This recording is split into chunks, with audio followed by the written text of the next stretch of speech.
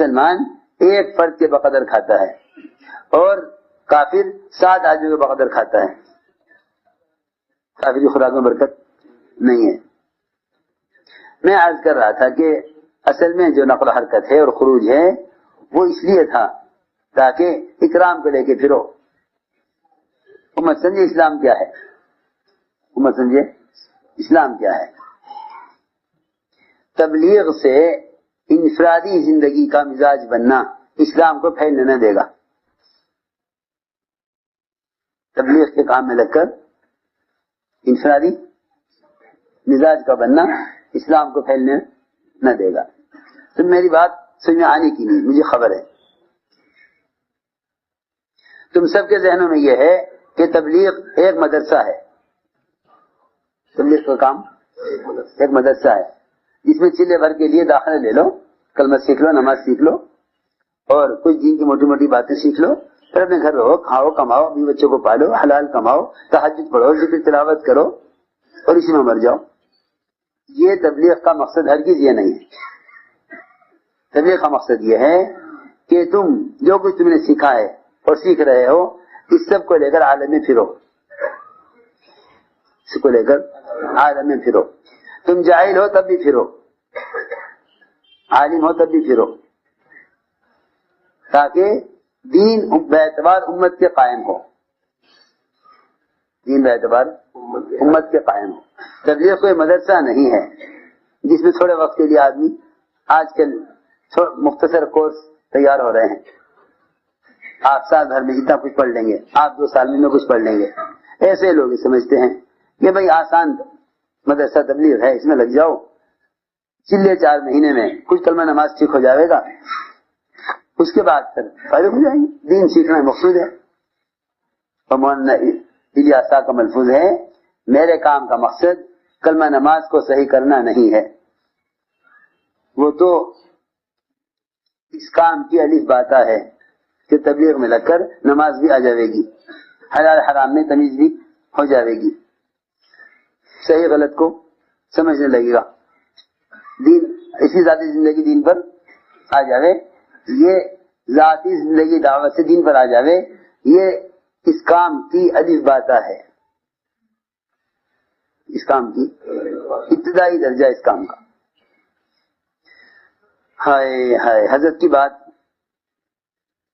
کہ دین باعتبار عالم کے قائم ہو, ایک امتی کو جہنم سے بچا کر جنگاہ سے ڈالا جاوے, اس مقصد کے لیے نقل و حرکت ہے.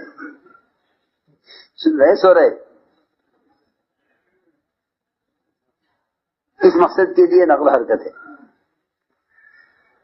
یہ نہیں کہ تبلیغ میں لگ کر دین سیکھ لیا پھر گھر بیٹھ گیا. صحابہ کے زمانے میں جو بھی بیٹھ جایا کرتا تھا اس پر اللہ کی طرف سے تنبیہ ہوتی تھی, اس کو اللہ کی طرف سے تنبیہ ہوتی تھی. کیسے بیٹھ گئے؟ یعنی آپ اندازہ کریں, انصار نے اسلام پھیلنے کے بعد, اسلام کو قوت حاصل ہونے کے بعد, مسلمانوں کی کثرت کثیر تعداد ہو جانے کے بعد صرف 6 مہینے مدینہ منورہ میں رہنا طے کیا, اسلام کی محبت کے ساتھ, نفاق کے ساتھ نہیں, کیونکہ نکلنے سے منافقین جھوٹے آزار کرتے تھے, مسلمان نکلنے سے عذر نہیں کرتا تھا. خود کہتے ہیں کہ نہ نفاق کی وجہ سے نہ اسلام سے نفرت کی وجہ سے, صرف اس لیے خیال ہوا کہ کچھ کاروبار, کچھ گھریلو مسائل, کچھ زمینوں کی دیکھ بھال, کچھ کھیت کی یار دیکھنے کے لیے 6 مہینے انصار مدینہ نے مدینہ منورہ میں رہنا طے کیا مقامی کام کے ساتھ. میں حضرت کی بات نقل کر رہا, اس کے ساتھ مقامی کام کے ساتھ 6 مہینے مدینہ میں رہیں گے مقامی کام کے ساتھ. 6 مہینے کے بعد جہاں چاہے بھیج دیا جائے, مگر 6 مہینے تک ہم مدینہ میں رہنا چاہتے ہیں کیونکہ ہمارے کچھ گھریلو تقاضے ہیں. ادھر سے نے سوچا, ادھر قرآن کی آیت نازل ہو گئی, وَأَنفِقُوا فِي سَبِيلِ اللَّهِ وَلَا تُلْقُوا بِأَيْدِيكُمْ إِلَى التَّهْلُكَةِ. اللہ کے راستے میں پھرنے پر, سنو غور سے جس طرح میں کہہ رہا, اللہ کے راستے میں پھرنے پر مال خرچ کرنے میں کمی نہ کرو ورنہ اپنے ہاتھ اپنے آپ کو ہلاکت میں ڈالو گے. آیت جب نازل ہوئی جب انصار نے 6 مہینے مدینے میں رہنا طے کیا. صحابہ خوب جانتے تھے کہ بعد میں آنے والے قرآن کو بدل ڈالیں گے. ایک آدمی دوڑا دشمن کی صف کی طرف, اکیلا اندر داخل ہو گیا. لوگوں نے شور مچایا, ارے لا تلقوا بأيديكم إلى التهلكة, اپنے آپ کو ہلاکت میں نہ ڈالو, اپنے آپ کو ہلاکت میں نہ ڈالو. تم کیسے اکیلے دشمن کی صف میں داخل ہو گئے, اپنے آپ کو ہلاکت میں ڈال لیا. فوراً بولے ابو ایوب انصاری رضی اللہ تعالیٰ عنہ کہ تم نے آیت یہاں غلط پڑھی ہے, اس آیت کا مطلب یہ نہیں ہے, اس آیت کو ہم جانتے ہیں. یہ آیت ہمارے بارے میں نازل ہوئی تھی, یہ آیت ہمارے بارے میں نازل ہوئی. ہم سے پوچھو اس آیت کا مطلب کیا ہے. فرمایا کہ ہم نے 6 مہینے مدینہ منورہ میں رہنا طے کر لیا تھا مقامی کام کے ساتھ. اس پر آیت نازل ہوئی تھی کہ اللہ کے راستے کے خروج اور نفع حرکت میں کمی کر کے اپنے آپ کو ہلاکت میں نہ ڈالو. یہ تھی بات. تم اصل میں حضرت کے بیانات پڑھتے نہیں ہو, مجھے خبر ہے. تمہیں اس زمانے کے لکشے دار بیانات, نئی نئی باتیں چاہیے, حضرت کی باتیں نہیں پڑھتے. تم حضرت کے بیانات غور سے پڑھو گے نا تو تمہیں ساری باتیں حضرت کی بیانات میں ملیں گی, حضرت کے بیانات میں سب ملے گا. خوب غور سے پڑھا کرو. وہاں صاحب علیہ کا علم اتنا گہرا تھا کہ آج زمانے میں اچھوں کا ذہن اس طرف نہیں جاتا. اور حضرت کا استنباط اتنا قوی تھا کہ حضرت کے ہم عصر علماء حیران ہوتے تھے کہ جو بات ہم اب تک نہیں سمجھ سکے وہ حضرت کے بیانات سے ملتی ہے. یہ بات تو پکی ٹھکی بات ہے کہ اس کام کو تو حضرت کے بیانات کے بغیر سمجھا ہی نہیں جا سکتا. اس کام کو حضرت کے بیانات کے بغیر سمجھا ہی نہیں جا سکتا. یہ پکی ٹھکی بات ہے. میں خوب جانتا ہوں جتنے بھی اشکالات لوگوں کو ہوتے ہیں صرف اس لیے کہ حضرت کے بیانات نہیں پڑھتے. حضرت کے بیانات نہیں پڑھتے. حضرت چاہتے تھے کہ صحابہ والے جذبے, صحابہ والے طریقے سے امت اس دعوت کی نسبت پر جمع ہو جائے تاکہ اللہ تعالیٰ کی طرف سے وہ نصرتیں اور تربیت کے وہ فیصلے ہوں جو دور صحابہ میں ہوئے. اصل بات یہ تھی. اس لیے میرے دوستوں عزیزو, بس اپنی ذات کا نہیں, ساری انسانیت سارے عالم کا ہے, سارے عالم کا ہے. ہر سمجھتے تھے پڑوسی کے گھر کی آگ بجھا دے گا, چاہے دشمنی کیوں نہ ہو اس کا پڑوسی, اپنے گھر کی حفاظت کے لیے. جب ایک پڑوسی کے گھر کی آگ بجھائی جاتی ہے, دشمن پڑوسی کو یوں نہ کہے گا دشمن ہے آگ لگنے دو, اس نے بھی تو مجھے ستایا تھا. نہیں, آگ بجھائے گا برابر میں میرا گھر ہے.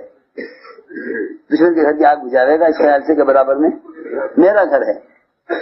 اپنے گھر کی حفاظت میں جب دشمن گھر کی آگ بجھانا کو ضروری سمجھتا ہے تو بتاؤ اپنے ماحول کی اور اپنی دین کی حفاظت کے لیے دوسروں کو دین کی دعوت دینا کتنا ضروری ہوگا. اپنے دین کی حفاظت کے لیے دوسروں کو دعوت دینا کتنا ضروری ہوگا جب اپنے گھر کی حفاظت کے لیے دشمن گھر کی آگ بجھانے کو ضروری سمجھتا ہے. اس لیے سارے عالم کو سامنے رکھ کر عزم کرو کہ انشاءاللہ ہمیں خود پورے جی پر چلنا ہے اور ساری امت کو دین کی طرف لانا ہے. سارا عالم سامنے ہے. آپ کے اپنے محلے سے لے کر عالم بھر تک کی ساری بے دینی اور سارے گمراہی کے حالات ہمارے سامنے ہیں. یہ سوچو کہ مال کا کتنا حصہ نبی کی بعثت کے مقصد پر خرچ ہوا. یہ سوچا کرو کہ ہمارے مال کا کتنا حصہ نبی کی بعثت کے مقصد پر خرچ ہوا. اگر غور کرو گے صحابہ کی زندگی پر تو خدا کی قسم سب سے زیادہ مال وہ خروج پر خرچ ہوا ہے. زیادہ مال خروج پر خرچ ہوا. اب دیکھ لو شرک تھا, شادیاں, مکان, ضروریات پر میرا خیال سے 20% بھی خرچ نہیں ہوا ہوگا. یہ بھی بہت زیادہ ہے, یہ بھی بہت زیادہ. رات ہی تم نے سنا عبداللہ بن شام کا کہ جذبے میں آ کر بیوی کو چھوڑ دیا, زمین بیچنے چلے, گھوڑے خرید لوں, زمین بیچ کر گھوڑے خرید لوں, بیوی کو چھوڑ دوں.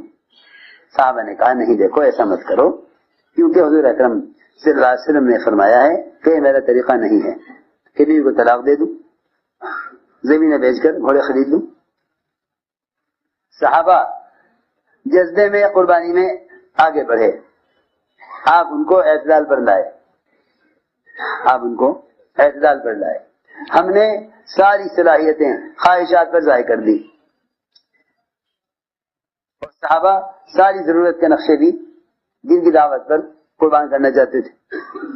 وہ چاہتے تھے ضرور جو قربان ہو دین قائم ہو جاوے, ہم چاہتے ہیں خواہشیں پوری ہو دین مٹتا رہے.